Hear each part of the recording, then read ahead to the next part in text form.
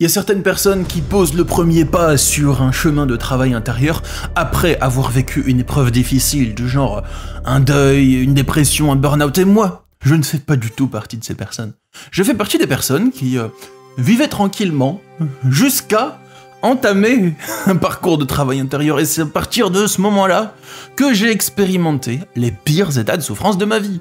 Donc moi ça a été l'inverse, c'est pas genre je vais trop mal et ensuite j'entame un parcours spirituel ou un truc dans le genre pour monter la pente. Non, c'est genre je marche sur une zone plate, c'est même pas une pente, et là j'entame mon parcours et je descends dans les profondeurs abyssales de mon éveil spirituel. Je suis passé par des trucs vraiment hardcore, vous aussi probablement, hein, je veux pas faire genre ce que j'ai vécu est pire que vous, mais je vais vous raconter les trucs les plus hardcore, comme état de souffrance, de distorsion psychologique par lesquelles je suis passé.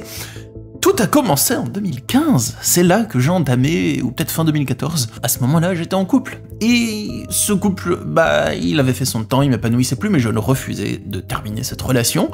C'est pas grave, c'est la vie, c'est comme ça, y a rien de mal là-dedans. Mais je luttais contre moi-même, et j'avais l'horrible impression d'être une personne immonde si je terminais cette relation. C'était un conditionnement, mais ancré en moi, mais tellement profond que je ne le remarquais pas, genre je le vivais, je le subissais, Je me rappelle que tous les matins, au bureau, quand je pensais à terminer cette relation, mais j'étais submergé par un sentiment noir, c'était sombre ce que je vivais intérieurement, mais c'était méga sombre et oppressant, et ça prenait toute mon énergie vitale, et le seul moyen que j'avais d'échapper à cette souffrance, c'était de me dire que je n'allais pas rompre, et que j'allais renoncer à cette rupture parce que c'était mal, et que c'était pas bien, et qu'il fallait pas que je rompe.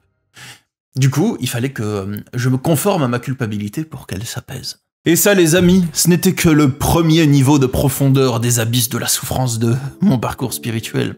Le deuxième niveau de profondeur, c'était quand j'ai décidé de mettre un terme à cette relation, j'étais en plein travail intérieur. Je regardais tout ce qui se passait en moi, toutes mes émotions de souffrance, et j'essayais de les discerner, de les observer, de les voir, de les comprendre. Et c'était vraiment une période de chaos à l'intérieur de moi. Alors, j'ai eu l'idée géniale d'entamer un parcours de transcendance de la souffrance, comme vous le savez, je vous en parle souvent, donc c'était une quête où je me suis dit, ok, je vais dépasser toutes les souffrances intérieures que je rencontre. Une par une, je vais leur couper la tête, ou les transcender, ou faire ce qu'il faut pour, je ne sais pas comment faire, je ne sais pas comment je vais me démerder, mais je vais réussir à m'élever au-dessus de chaque souffrance que je rencontre. J'ai eu cette idée géniale, mais cette idée géniale était accompagnée d'une idée qui était extrêmement pourrie. C'était l'idée d'arrêter de penser, parce que j'avais lu dans des livres d'enseignement du Bouddha, de Krishnamurti, de Osho, des trucs comme ça, que c'était genre possible de faire taire l'activité de son esprit, genre pour de bon, hein, que le cerveau, il se la ferme, et qu'il dise plus un seul mot. Ils disaient ça, hein, clairement dans leur livre. Peut-être pas avec ces mots, mais des tournures de phrases qui décrivent le même phénomène. Donc moi, je pensais que c'était possible, et que c'était ça, l'état d'illumination spirituelle, et j'avais une sorte de démarche psychologique qui était de tendre vers un état d'illumination, qui était une sorte de silence mental. Donc à chaque fois que je me surprenais à réfléchir à quelque chose, il y avait un mécanisme, une sorte de conditionnement que je m'étais auto-inculqué, et qui était une sorte de censure intérieure, où je réduisais mon esprit au silence, genre ah ouais, je suis pas en train de contempler le moment présent là, ah ouais là je suis pas en train d'être dans la contemplation et dans l'accueil de mes sens là, et il faudrait que je me taise, et j'avais une sorte de dictateur autoritaire dans ma tête qui, à chaque fois que je remarquais que je cogitais sur quelque chose, j'essayais par la violence et la force d'étouffer ma pensée pour la réduire au silence. Et ça a duré longtemps, hein. Genre j'étais là-dedans pendant peut-être 2 ans, quelque chose comme ça, et grâce à la première fois que j'ai pris de l'ayahuasca, je me suis sorti de ce truc. Donc j'ai pris de l'ayahuasca pour dépasser une autre difficulté, mais c'est celle-ci que ça m'a aidé à dépasser, pas la difficulté cible. Mais tant mieux, heureusement, ça m'a aidé à sortir de là, parce que c'est super toxique, ces trucs qui vous disent le jeu n'existe pas, il faut faire taire la personnalité, il faut amputer ses désirs, faut arrêter de penser, tout ça, c'est super malsain. En fait, l'idée qui va faire du bien, c'est plus de résoudre les nœuds de l'esprit, c'est plus de démanteler les conditionnements qui produisent de la souffrance et qui s'opposent à notre bien-être, mais pas de supprimer l'esprit ou le mental, c'est impossible de faire ça, ça conduit juste à la souffrance.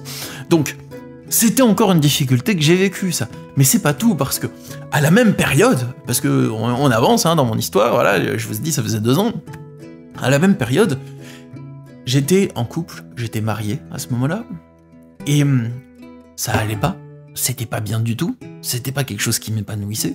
La personne avec qui j'étais marié était colérique, autoritaire, rabat-joie, mais c'était tout le temps comme ça, tout le temps. Il n'y avait pas de bons moments, j'ai eu aucun moment de complicité, de douceur, de joie.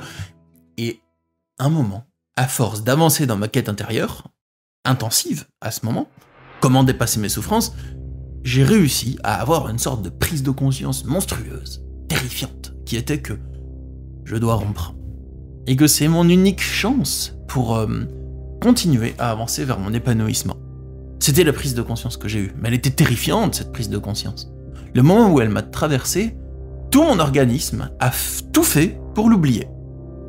Donc, pour revenir à une sorte d'état d'ignorance avant que je remarque que rompre c'était la solution. L'état d'ignorance de tout va bien dans mon couple, je vais pouvoir m'y épanouir. Et mon cerveau n'avait de cesse que de s'acharner à essayer de recréer et de reconstruire cet état d'ignorance, mais c'était bancal. Je mettais énormément d'énergie dedans sur comment me convaincre que je vais pouvoir m'épanouir dans cette relation dans laquelle il n'y a pas d'épanouissement pour moi. Je faisais de mon mieux pour y arriver. Et j'arrivais à m'illusionner sur le fait que j'allais pouvoir m'épanouir dedans. Cette illusion, au début, j'arrivais à la maintenir pendant 2 semaines. Puis elle s'effondrait. Puis j'arrivais à la maintenir pendant 2 jours. Puis elle s'effondrait. Puis j'arrivais à la maintenir pendant 1 jour, puis pendant 1 heure, puis pendant une demi-heure, puis pendant 5 minutes. Puis je n'arrivais plus. Et donc j'étais en combat permanent contre moi-même. Je suis rentré en état de dépression. Elle l'a pas remarqué, justement, parce qu'elle s'en foutait de moi. Enfin, genre, quand je suis en dépression, moi ça se voit, hein, je le cache pas.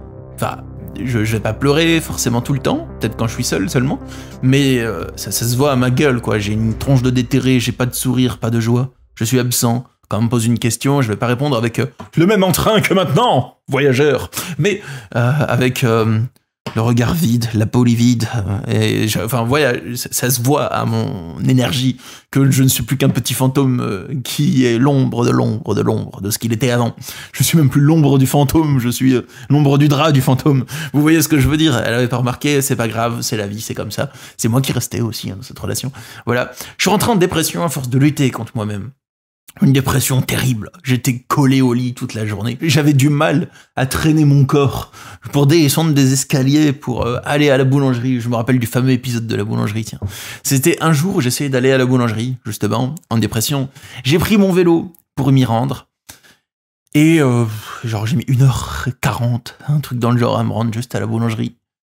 Bon, comme j'avais choisi de nous isoler dans un patelin des ténèbres, j'avais quand même 20 minutes de vélo à me taper aller et 20 minutes retour pour acheter une baguette. Tellement c'était paumé. J'ai pas la voiture, moi. Hein. Donc voilà.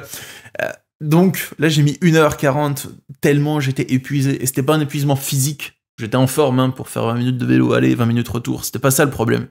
C'était l'épuisement émotionnel, difficulté à respirer, regard perdu dans le vide, épaules qui s'effondrent. Voilà les amis, c'est ce que je vivais.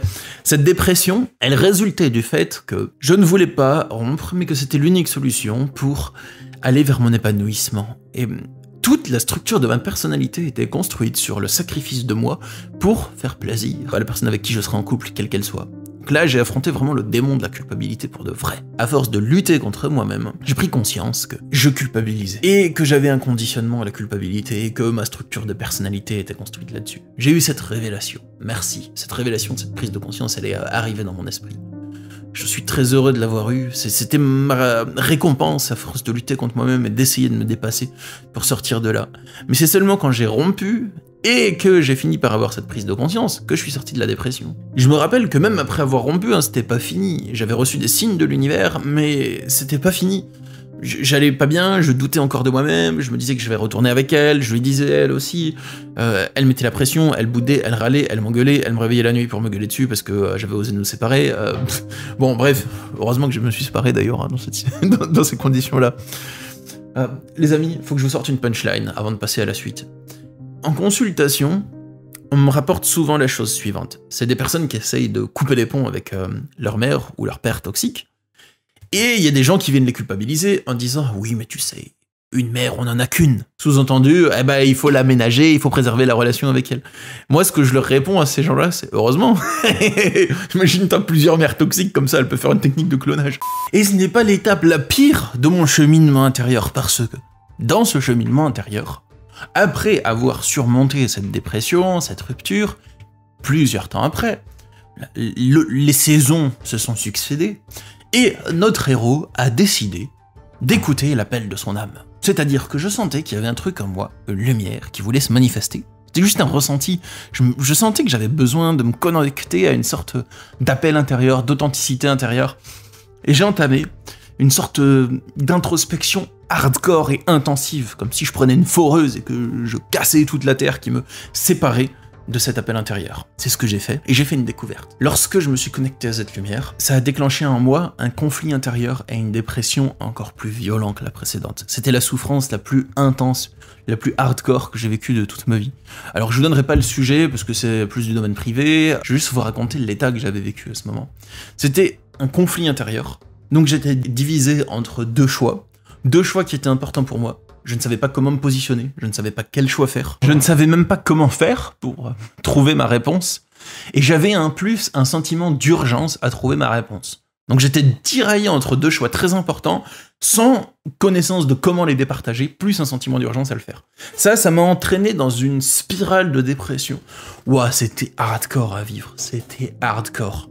J'avais plus d'énergie du tout, j'étais complètement abattu. J'ai perdu 10 kilos en l'espace d'un mois, je pense, alors que je suis un gros mangeur d'habitude, que je pratiquais encore de la muscu, c'est le seul truc que j'arrivais vraiment à me forcer à le faire. Je passais toute ma journée à pleurer, des pleurs de dépression, c'était pas des pleurs que on sent que ça fait du bien de les évacuer pour passer à autre chose petit à petit. Non, non, non, non, c'était des pleurs qui m'accablaient, qui me tabassaient, qui m'entraînaient dans une spirale de souffrance ultra lourde. Ah, c'était horrible. C'était les émotions de souffrance d'une intensité de 10 sur 10, je dirais, c'est la souffrance la plus intense que j'ai vécue de ma vie, à part une souffrance que j'ai vécue sous ayahuasca, sinon. Mais sinon, c'était vraiment celle-là, la plus intense de toute ma vie. Je passais ma journée à pleurer, à dormir pour essayer de m'évader, mais quand je dormais, je faisais des rêves de dépression. C'est-à-dire que ma dépression, elle me suivait même dans mes rêves, je faisais des rêves qui étaient sur la thématique de ma problématique et du conflit intérieur. Je me réveillais et je sentais que je sortais de mon cauchemar de dépression, mais que mon cerveau réactivait sa dépression de la journée.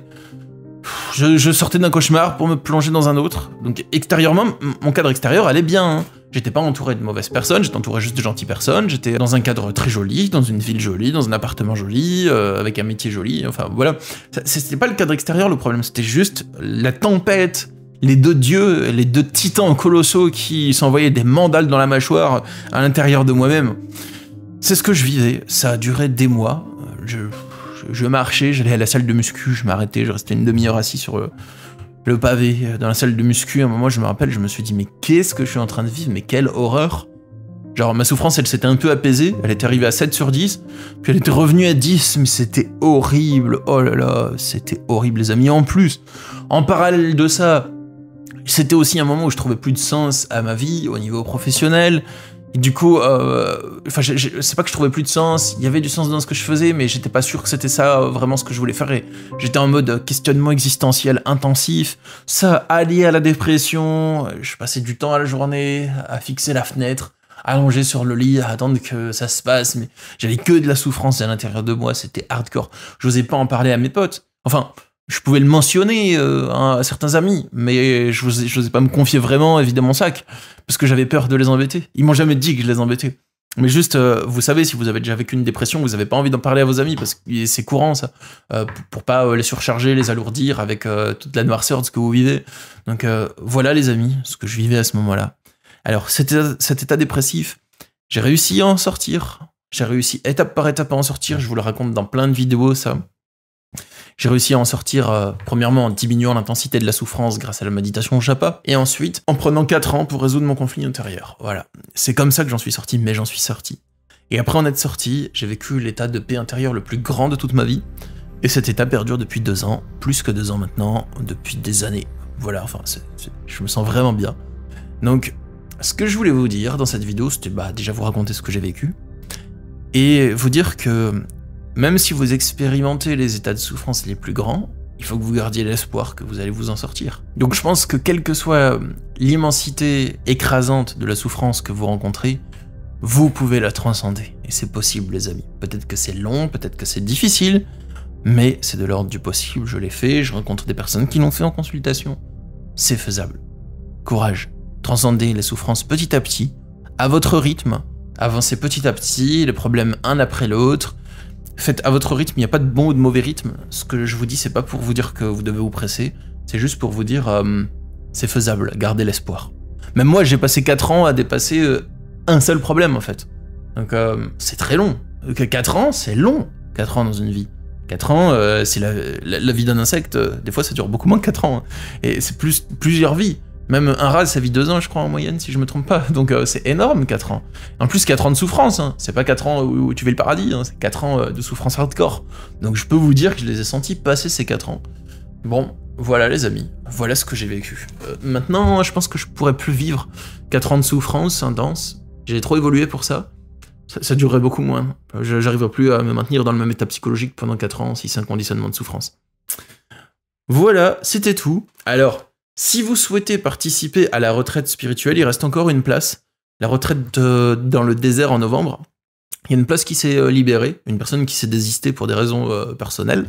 Donc, il reste une place. Si vous sentez l'appel de l'aventure, l'appel du désert, si vous avez envie de participer à cette retraite sur le thème de la reconnexion à notre âme, eh bien, il y a le lien dans la description pour candidater. Il reste juste une place disponible. Donc, si vous voyez que c'est encore dispo sur mon site, bah allez-y, c'est que c'est encore dispo.